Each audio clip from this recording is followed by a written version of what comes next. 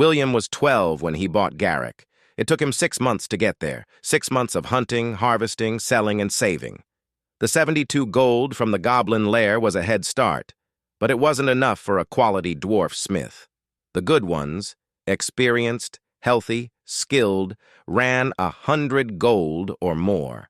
The ones he could afford at 72 were damaged, old, sick, or so broken by bad ownership that their hands shook too much to hold a hammer. He was also, technically, still a church orphan who would age out in 2 years unless he established independence. The smithy wasn't just about the cure. It was about having a life outside the church's walls, a legal identity, a reason to exist in Thorngate that didn't involve being a charity case. Divine sage. What should I look for in a dwarf smith? Key criteria. 3. Temperament. You need a partner, not a prisoner. A dwarf who's been beaten into submission will work slowly and fear innovation.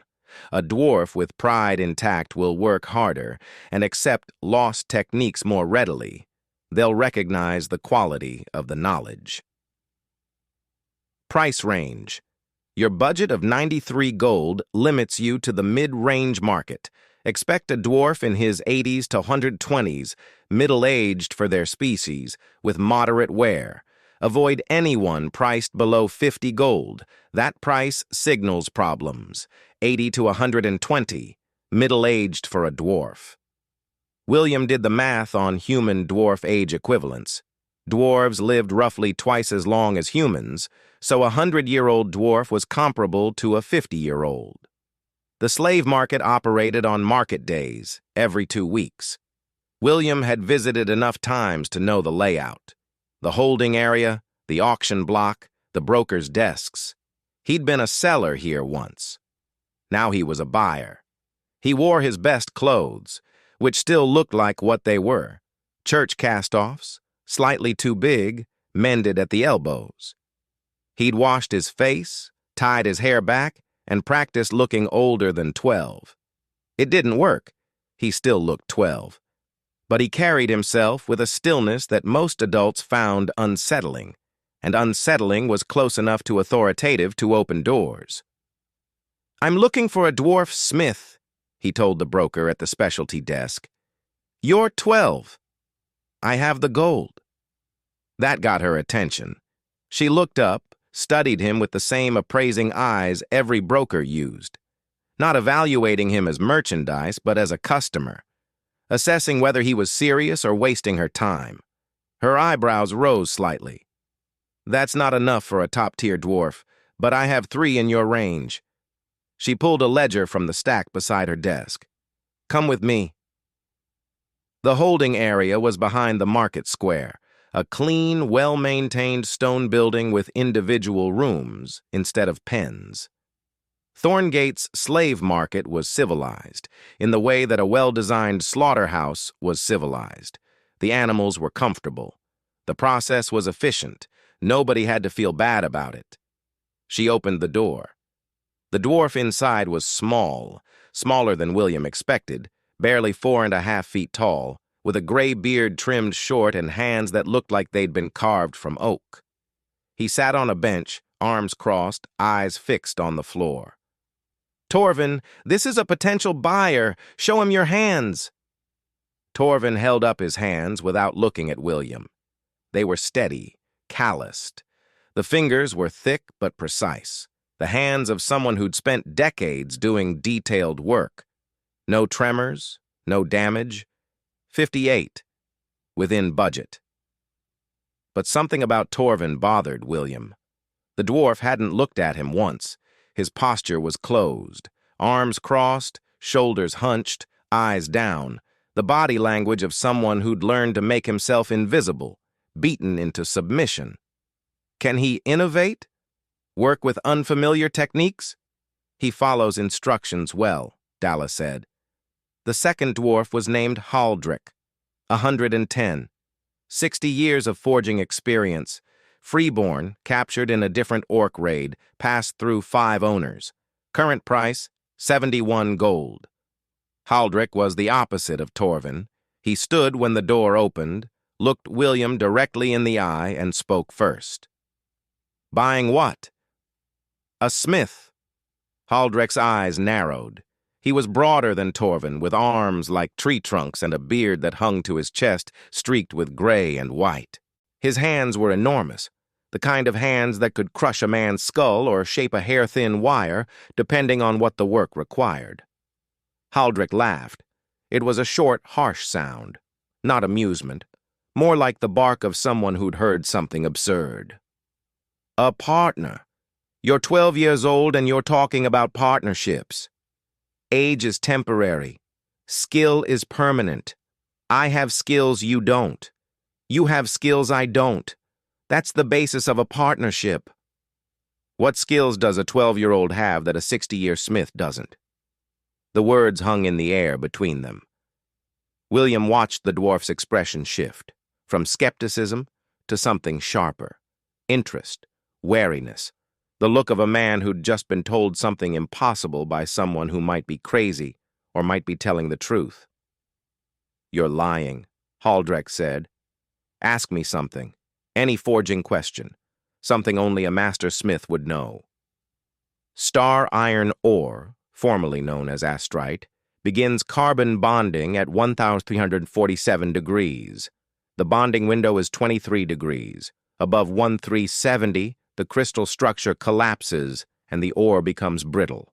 The key indicator is a color shift from deep red to a specific shade of violet blue. No current smith in Thorngate knows this temperature because astrite refinement is a lost art.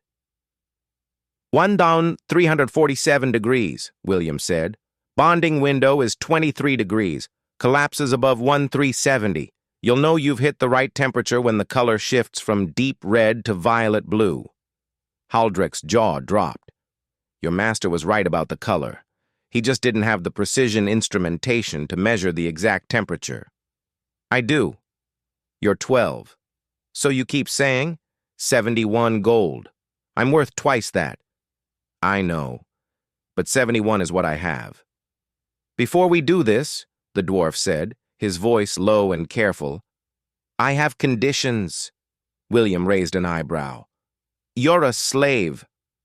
I'm a smith who's been owned by 5 different masters. I know what I'm worth and I know what happens when you don't set terms up front. You want a partner? Then these are my terms. He held up one thick finger. I choose what I forge. You don't hand me a list of trinkets and tell me to pump them out. A second finger. I keep my own tools. My previous owners sold my tools every time they needed coin. A smith without tools is just a slave with empty hands. A third. When we're not working, my time is mine. You don't own my sleep, my meals, or my thoughts. William studied him. 3 conditions. None of them unreasonable. All of them designed to protect the one thing 40 years of slavery hadn't taken from him, his craft. Divine sage. Can a slave owner legally grant those conditions? The slave crest gives the owner absolute legal control. However, nothing prevents the owner from voluntarily agreeing to conditions. A written contract between owner and slave, while legally non-binding on the owner's side, the owner can break it at any time, carries significant social weight. If the dwarf can read and the contract is witnessed, it establishes trust even without legal force. I'll write it myself, William said, tonight. You can read it before you sign. Every condition you just named, plus one more.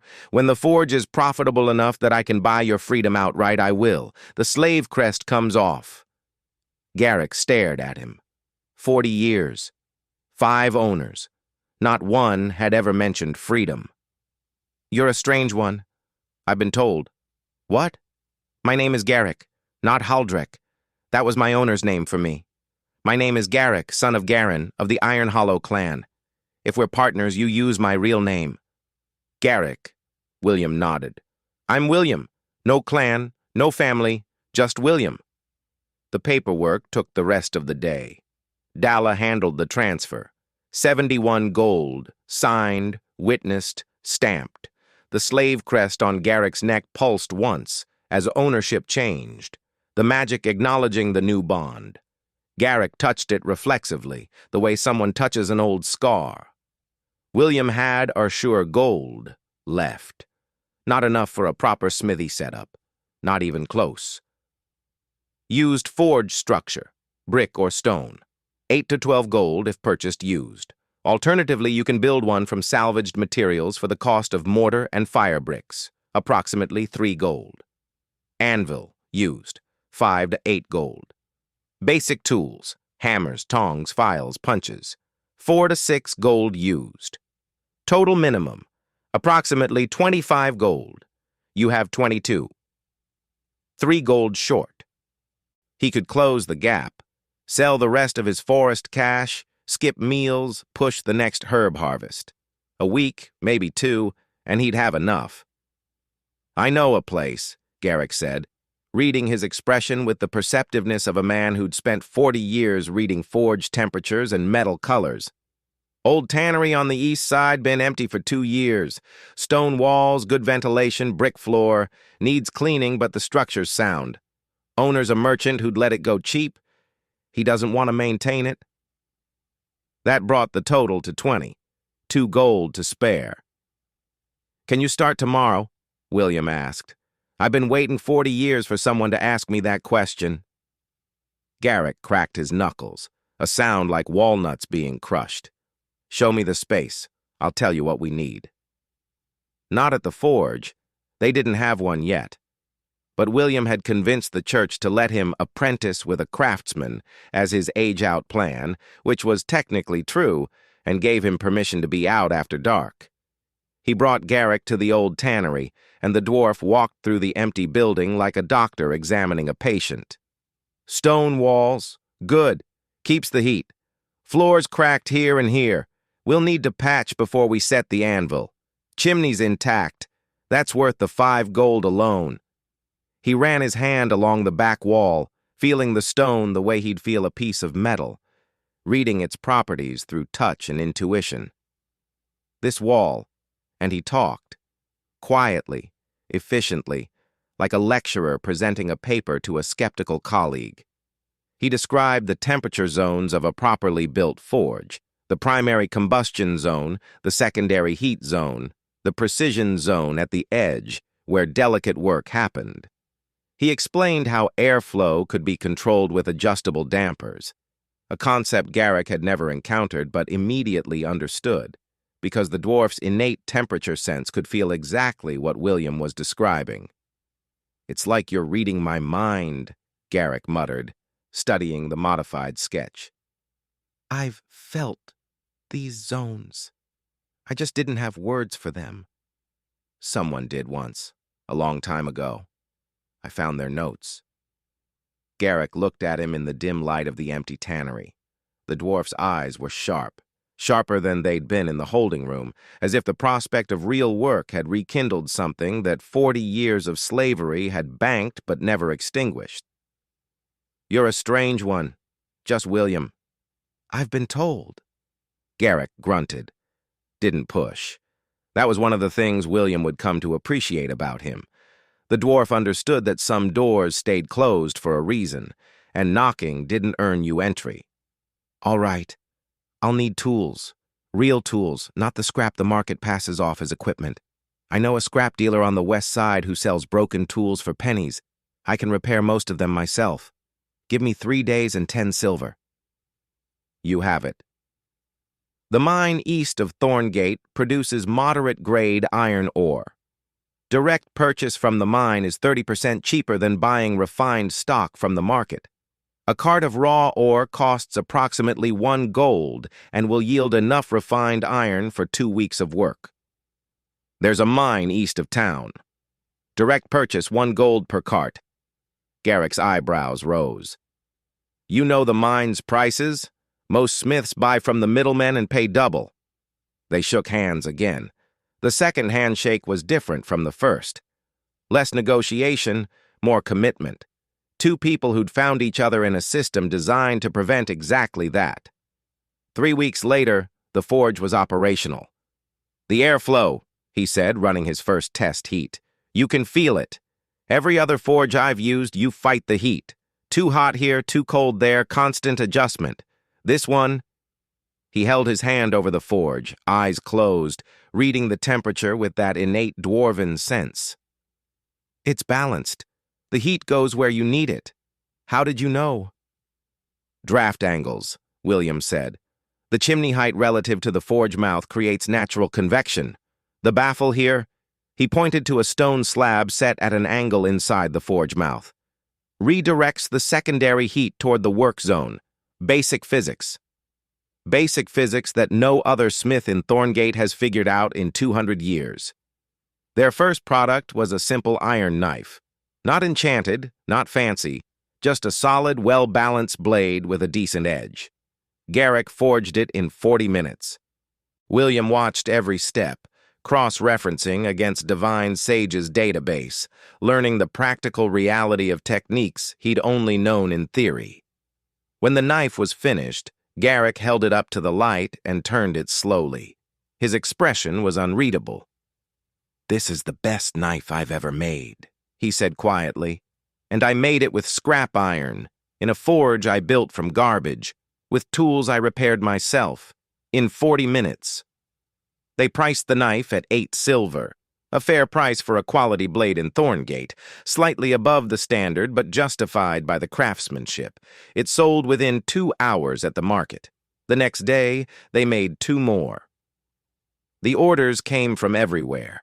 Farmers who needed tools, hunters who needed arrowheads, adventurers who'd heard about a new smithy producing blades that held an edge longer than anything else in town. The Thorngate Adventurers Guild sent a representative, a tired-looking woman named Hestia, who inspected 3 of Garrick's knives and immediately placed a bulk order. "These are better than anything Harlan's shop produces," Hestia said, running her thumb along a blade edge. "And Harlan's been smithing for 30 years. Who's your smith?" "Garrik. He's a dwarf." She looked at him for a long moment. 12 years old, running a forge, employing a dwarf who made better blades than the town's established smiths. She didn't ask questions. Adventurers learned early that questions were less profitable than results. "I'll put the word out. Expect more orders." Word went out. More orders came. By month 2, they had a waiting list. The dwarf absorbed it like a sponge. Decades of experience gave him the context to understand what William was describing. He'd felt the edges of these techniques his whole career, known they existed without knowing their details. Now the details were being handed to him, one at a time, and the effect was transformative. "This ore refinement method," Garrik said one evening, holding up a small ingot of steel that shimmered with a faint blue sheen. "This is real. This is actually real. I've heard stories about steel like this. My master's master supposedly made it once. Nobody's produced blue temper steel in 100 years. 100,000, William said. The smithy drew attention, not all of it welcome. Harlan, the town's senior smith, a thick-necked human with a surly disposition and a shop 3 times the size of Ironhollow Forge, sent a messenger in the 3rd month. The message was polite, which meant it was threatening. "Tell Master Harlan I'm happy to meet," William told the messenger, "at his convenience." He met Harlan 2 days later in the older smith's shop. A deliberate power play, making William come to him. Harlan was 50, gray-templed, with forearms like ham hocks, and the evaluating eyes of a man who measured everything in profit margins. "You're the church orphan," Harlan said, not offering a seat. "The quiet one." "I'm not looking for complications." "Good. Then here's how it works. The craft district has been stable for 20 years. I handle the heavy work, weapons, armor, structural iron. Jenner handles the fine work, jewelry, tools, household goods. You're new, you're unknown, and you're taking customers from both of us. That's destabilizing. I'm taking customers because our product is better. What do you propose? You keep the adventurer market, guild contracts, specialty blades, dungeon equipment. That's your niche. You're already better at it than I am, and I don't have the patience for fussy work. I keep the town work, farming tools, structural iron, bulk orders. We don't undercut each other's prices. And when you get an order you can't fill, you send it to me instead of letting the customer walk. A territorial division. Standard business arrangement. Fair terms, actually. Better than fair, since the adventurer market was more profitable than the farming market. Harlan was offering him the premium segment in exchange for peace. I don't have time for territorial disputes. I have a business to build. Harlan studied him for a long moment, then grunted. You're a strange kid. I've been told